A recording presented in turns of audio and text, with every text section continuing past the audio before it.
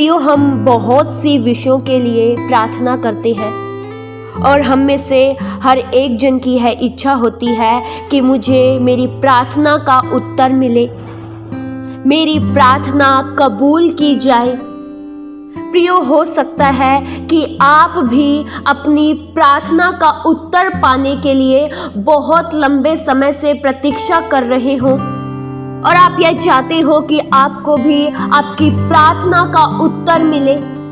प्रियो, मैं आज आपको यह बताना चाहती हूँ कि अगर आप किसी से भी नफरत रखते हैं, किसी से भी जलते हैं, किसी से घृणा करते हैं, या फिर आप मन ही मन किसी को तुच्छ समझते हैं, आपके मनों में किसी के प्रति दुश्मनी है, कड़वाहट है, और जब आप कड़वाहट से भरे हुए किसी से घृणा करते हुए प्रार्थना करते हैं तो आपको आपकी प्रार्थना का उत्तर नहीं मिलता है।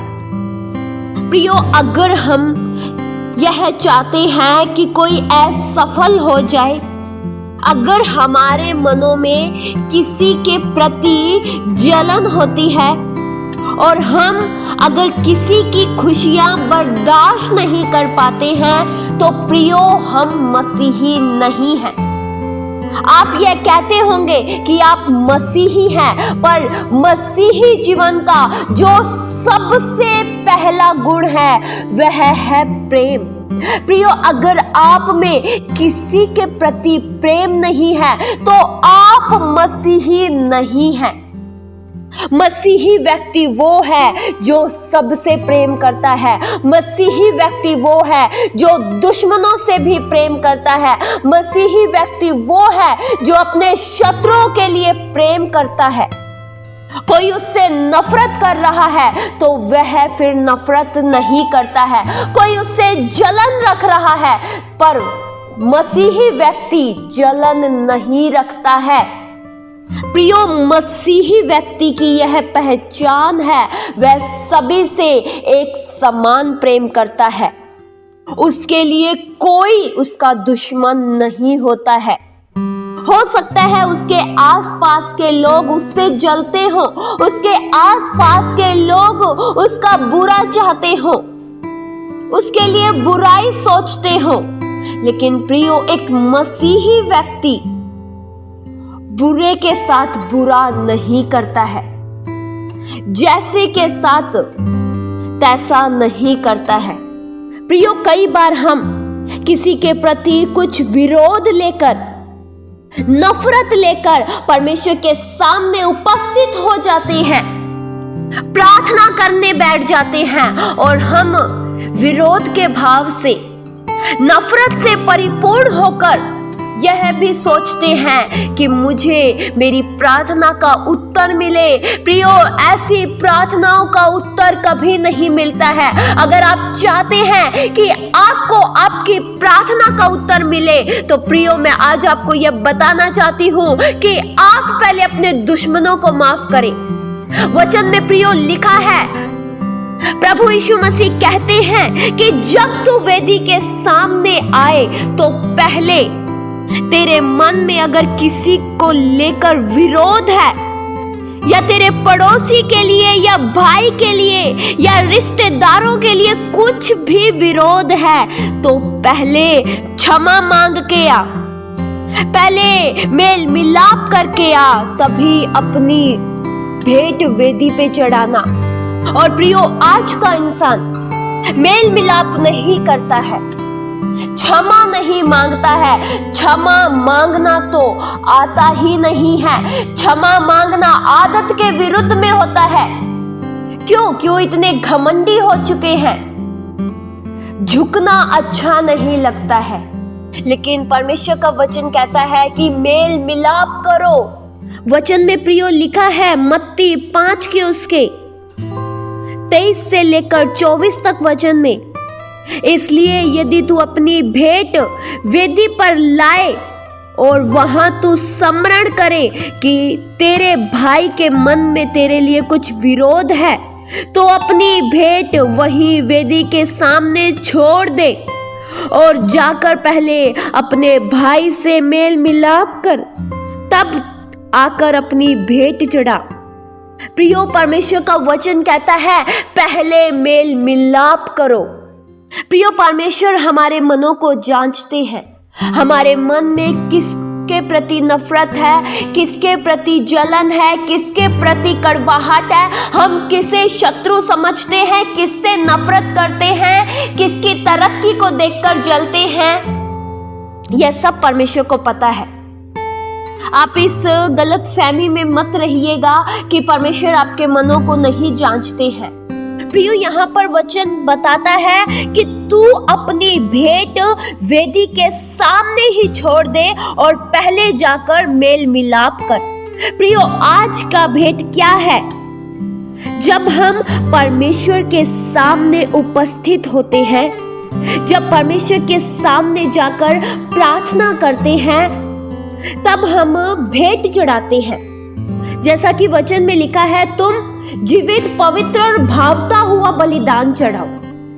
आज का बलिदान हमारी आराधना है, हमारी प्रार्थना है। और प्रियो, जब हम प्रार्थना करने बैठते हैं तो पहले हमें इस बात को जांच लेना चाहिए कि क्या मेरे मन में किसी के प्रति दुश्मनी है, क्या मेरे मन में किसी के प्रति कड़वाहट है। कई बार प्रियो, हम किसी से लड़कर, किसी का बुरा चाहकर, किसी के विरुद्ध में होकर हम परमेश्वर के उपस्थिति में जाकर बैठ जाते हैं और बहुत लंबी प्रार्थना करते हैं और सोचते हैं कि मुझे मेरी प्रार्थना का उत्तर मिल जाएगा, मैंने जो जो परमेश्वर के सामने मांगा है वह सब मुझे मिल जाएगा। पर ऐसा नहीं होता है। क्यों? क्योंकि परमेश्वर का वचन कहता है कि पहले जाकर मेल मिलाप कर। प्रियो, पहले हमें मेल मिलाप कर लेना चाहिए, फिर जाकर परमेश्वर की उपस्थिति में बैठना चाहिए। इससे हमारी प्रार्थना का उत्तर हमें मिलता है, हमारी प्रार्थना कबूल की जाती है, हमारी प्रार्थना को अनसुनी नहीं की जाती है। प्रियो, हमें हर एक से एक जैसा प्रेम करना चाहिए। प्रभु यीशु मसीह ने अपने चेलों के पांव धोते दौरान एक नई आज्ञा दी थी। वचन में प्रियो लिखा है, यूहन्ना 13 के उसके 34 वचन में, मैं तुम्हें एक नई आज्ञा देता हूं कि एक दूसरे से प्रेम रखो। जैसा मैंने तुमसे प्रेम रखा वैसा ही तुम भी एक दूसरे से प्रेम रखो। यदि आपस में प्रेम रखोगे तो इसी से सब जानेंगे कि तुम मेरे चेले हो। प्रियो, प्रभु यीशु मसीह ने इस वचन में एक नई आज्ञा दी। वह नई आज्ञा है कि तुम एक दूसरे से प्रेम रखो। प्रियो, हमें एक दूसरे से प्रेम रखना चाहिए। जैसा प्रियो हम अपने बारे में बेहतर सोचते हैं, हम अपने लिए सदैव अच्छे ख्याल रखते हैं, उसी तरीके से हमें दूसरों के लिए भी अच्छे ख्याल रखने चाहिए। जैसा हम खुद के बारे में सफल होने की भावना रखते हैं, उसी तरीके से, उसी रूप से हमें भी औरों की सफलता के बारे में सोचना चाहिए, न कि ये सोचना चाहिए कि वह असफल हो जाए, वह अपने उत्थान के स्थान से हटाया जाए। प्रियो, मसीही लोगों की यह पहचान होती है कि वे एक दूसरे से प्रेम रखते हैं। इसी से प्रियो हम पहचाने जाते हैं। प्रेम पवित्र आत्मा का पहला फल है।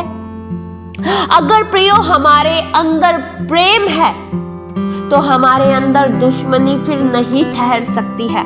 अगर हमारे भीतर प्रेम है तो हमारे भीतर फिर जलन नहीं रह सकता है। प्रेम के रहने से हर एक बुरी बातें, हर एक जलन, हर एक कड़वाहट, बैर भाव सब कुछ दूर हो जाता है। इसलिए प्रियो, प्रेम मसीही लोगों की पहचान होती है। हमें सभी से एक समान प्रेम रखना चाहिए, और जब हम सभी से एक समान प्रेम रखेंगे तब हमारे अंदर जलन के लिए, कड़वाहट के लिए, विरोध के लिए, नफरत के लिए जगह नहीं रहेगी। इसलिए मेरे प्रियो, अगर आप चाहते हैं कि आपकी प्रार्थना का उत्तर मिले तो आप हर एक को माफ कीजिए, किसी की बात को, किसी की दुश्मनी को, किसी ने आपके साथ जैसा किया आप वैसा मत कीजिए। आप हर एक से मेल मिलाप से रहिए, हर एक को क्षमा कीजिए, क्योंकि हमारे प्रभु यीशु मसीह का स्वभाव यही था। हमारे प्रभु यीशु मसीह ने सबको माफ किया। जिन्होंने प्रभु यीशु मसीह के मुख पर थूका, प्रभु यीशु मसीह ने उन्हें भी क्षमा किया। जिन्होंने प्रभु यीशु मसीह को गाली दी, मेरे प्रभु यीशु मसीह ने उन्हें गाली नहीं दी, क्योंकि हमारे प्रभु यीशु मसीह प्रेम से भरे हुए थे और उन्होंने हर एक से प्रेम किया। उसी तरह से आप भी हर एक से प्रेम करें, सबको क्षमा करें। ऐसा मत कहिए कि उसने मेरे साथ ऐसा किया, मैं भी उसके साथ ऐसा ही करूंगा, बस समय का इंतजार है। ऐसा मत कहिए कि समय आने दीजिए, सबके साथ बदला लेके रखूंगा। अगर आप ऐसा कहते हैं तो प्रियो, माफ कीजिए, आप में प्रभु यीशु मसीह का स्वभाव नहीं है। प्रभु यीशु मसीह ने कभी ऐसे नहीं कहा कि इन्होंने मुझे क्रूस पर चढ़ाया, हाथ पैरों में कीले ठोकी, मुंह पे थूका, गाली दी, मैं तो इनसे बदला लेकर रखूंगा।